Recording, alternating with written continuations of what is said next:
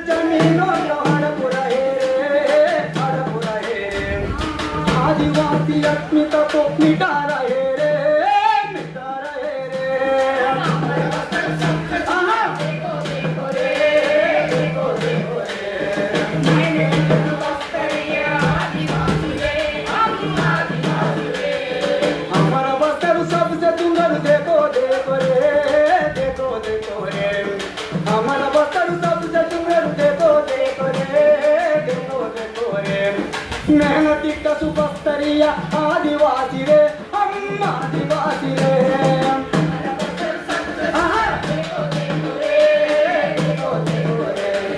मेहनती का सुपस्तरिया आदिवासी रे हम आदिवासी रे आदिवासी रे हम आदिवासी रे आदिवासी रे हम आदिवासी रे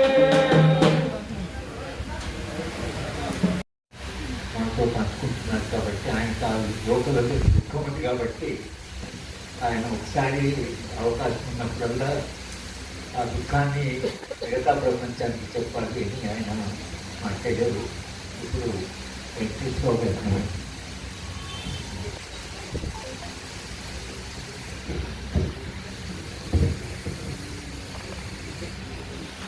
ఆదివాసీ హక్కుల సంఘీభావ వేదిక తరఫున నిర్వహిస్తున్నటువంటి సభ అధ్యక్షులు ఆచార్యులు హరిగోపాల్ సారు,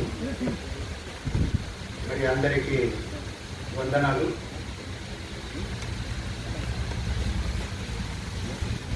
చాలా ఏళ్ల క్రితం మన కళాకారులు ఒక పాటలో ఆ స్పేస్కి వస్తున్నాను. అడవి తల్లి గుండెలో నా కూలన్నలో ఆ కూలలు లేరుకుంటూ కూలన్నలో కొండ గుట్టి గుట్ట కొట్టి కూలన్నలో వాళ్ళు పంటలెన్నో తీసినారు కూలన్నలో అని సాగుతూ ఆ పాట చివరిగా అయ్యో అడవి సంపదంతా చూసి కూలన్నలో అయ్యో అడవి సంపదంతా చూసి కూలన్నలో తెల్లదొరలు నల్లదొరలు కూలన్నలో వాళ్ళ గూడెమున్న అడుగు పెట్టి కూలన్నలో వాళ్ళ గుండె మీద కాలు పెట్టి కూలన్నలో వాళ్ళ గుండెలగా కొట్టినారు కూలన్నలో. ఇది మన కళాకారులు చాలా ఏళ్ళ క్రితం నాడు పాడినటువంటి పాట.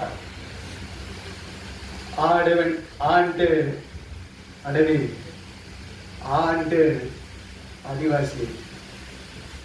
ఇప్పుడు ఇందాక ప్రారంభంలో మన లక్ష్మణ్ సార్ చెప్పినట్లు ఆ అంటే ఆక్సిజన్ కూడా ఆయన తోడి.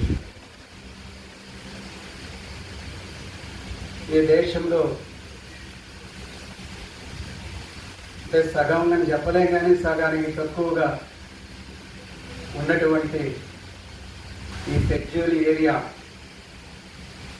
బ్రిటిష్ కాలానికి లోను బ్రిటిష్ అనంతర కాలంలోనూ చేసినటువంటి ఆదివాసీ పోరాటాలు, అది అల్లూరి నాయకత్వం కావచ్చు, కొమరంభీం నాయకత్వం కావచ్చు, బిర్సా ముండా నాయకత్వం కావచ్చు, లేదు అనంతరం కమ్యూనిస్టులు లేదా విప్లవకారుల నాయకత్వంలో కావచ్చు, జరిగినటువంటి అనేక పోరాటాల ఫలితంగా రాజ్యాంగం, ఆ రాజ్యాంగంలో ఆదివాసీలకు ఆత్మ అనదగినటువంటి 5-6 షెడ్యూల్ కూడా ఉనికిలోకి రావడం అనేటువంటిది జరిగింది.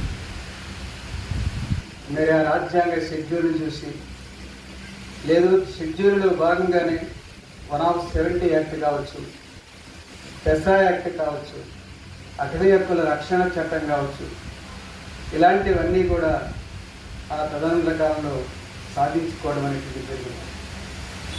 మరి ఇప్పుడు దేశంలో 1 గవర్నమెంట్ 2 గవర్నమెంట్ మోషా 3వ రాకడ వచ్చినటువంటి నేపథ్యంలో ఈ రాజ్యాంగమే ఏమైపోతుంది, ఇంతవరకు ఆదివాసీల కోసం సాధించుకున్నటువంటి చట్టాలు షెడ్యూళ్ళు ఏమైపోతున్నాయి? అసలు ఆ చట్టాలు షెడ్యూలే కాదు, ఇప్పుడు అడవంతా ఏమవుతుంది, అది ఎవరి చేతిలో పోతుంది అనేది చాలా పెద్ద ప్రశ్న మనందరికీ కూడా వచ్చింది. ఇప్పుడు ఇక్కడ కూర్చున్నటువంటి వాళ్ళు చాలామంది ఆదివాసీ ఉద్యమకారులు ఉన్నారు. ఆదివాసుల తరఫున మాట్లాడే హక్కులు గొంతు వినిపించేటువంటి పౌరోత్తర సంఘాలు ఉద్యమ నేతలు ఉన్నారు. పత్రికా వ్యాఖ్యాతలు రచయితలు చాలామంది ఇందులో ఉన్నారు. ఇవాళ మధ్య భారతంలో నేను సోషల్ స్టడీ టీచర్, పాఠం చెప్తే ఈ మధ్య భారతదేశంలో ఉన్నటువంటి విలువైనటువంటి ఖనిజ సంపద గురించి చెప్తా ఉండేవాళ్ళు.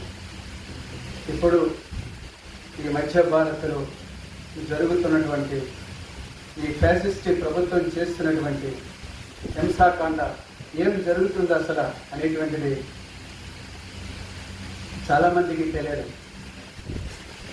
ఇక్కడ చాలామంది ఉపాధ్యాయులు ఉన్నారు, నేను కూడా ఉపాధ్యాయ సంఘ నాయకుడు. ఇప్పుడు మేము కూడా ఓ పత్రికల ద్వారా, వివిధ రచయితల ద్వారా, సంఘాల ద్వారా అక్కడ ఏం జరుగుతుంది అనేటువంటి విషయం మనకి తెలుస్తుంది తప్ప, లేకపోతే మనం కూడా అన్నాం.